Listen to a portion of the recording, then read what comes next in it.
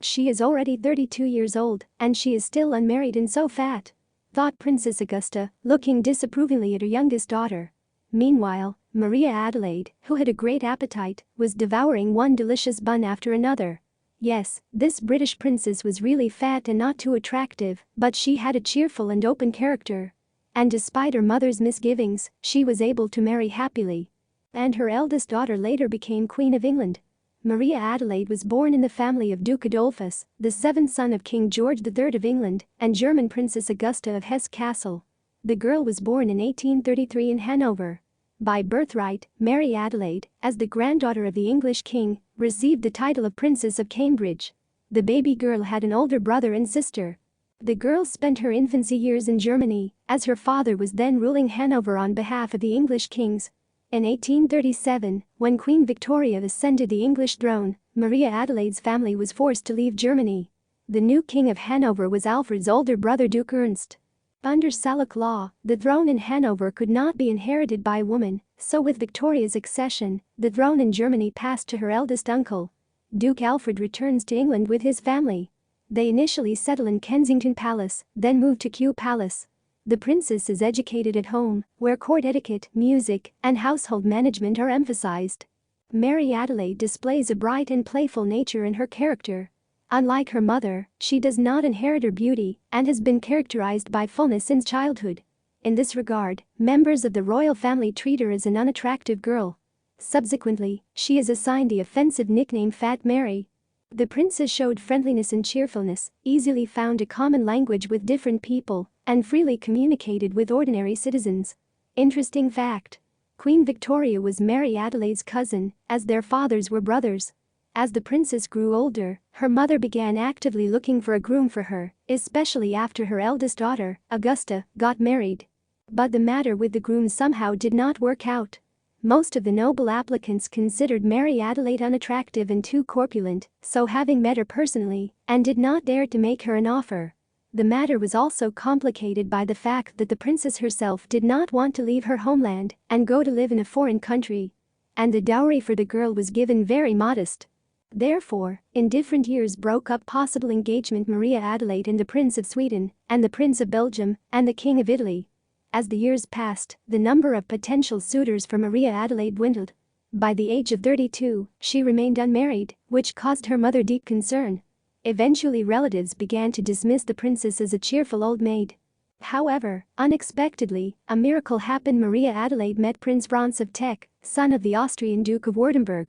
Their acquaintance took place in London in the spring of 1866, thanks to the mediation of Prince Edward of Wales, who sought to help his great-aunt find a suitable spouse.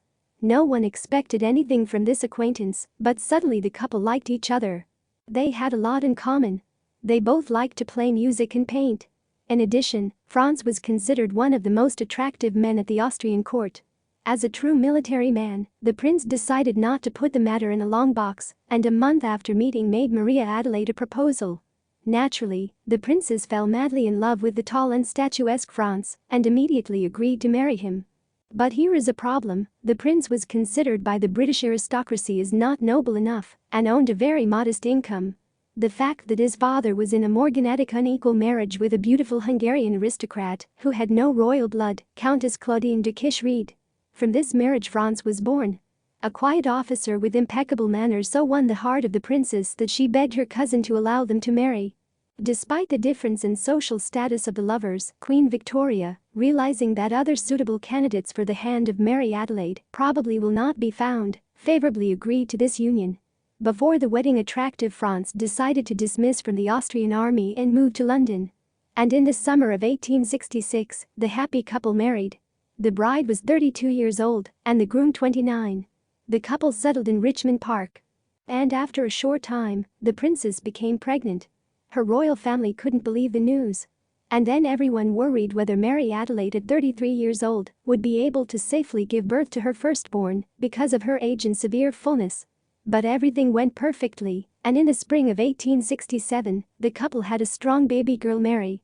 The bright hopes of marital happiness which I had entertained before our marriage, I am very thankful that they have been fully realized, as we are very happy and are as united and devoted a couple as our friends could wish for. From a letter from Mary Adelaide, December 31, 1866. The couple did not stop at one child.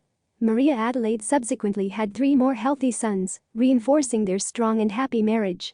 The princess paid a lot of attention to her children, despite the fact that at that time it was not a common phenomenon among the nobility. However, she brought them up in a strict atmosphere. In 1871, Franz received the title of Duke of Teck, and his wife became a duchess. Franz and Maria Adelaide led a cheerful life, and there was mutual understanding between them. The only thing that hindered the couple's complete idyll was the constant lack of money. They loved to live large, give luxurious receptions and summer vacations in Italy and France. Also, both loved beautiful and expensive outfits and delicious food. No wonder that with such a wasteful lifestyle, the family quickly got into debt. Most interestingly, it was Mary Adelaide who was the main breadwinner. She received a decent allowance from her mother and from Queen Victoria. As not asked the Duchess to increase cousin content, Victoria invariably refused her. Although the Queen allocated the family apartments in Kensington Palace and a beautiful country house.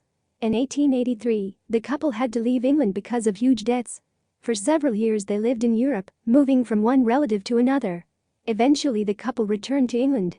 For a long time, Mary Adelaide sought to have the Queen grant her beloved husband the title His Royal Highness, but Victoria in 1887 granted Franz only the title His Highness.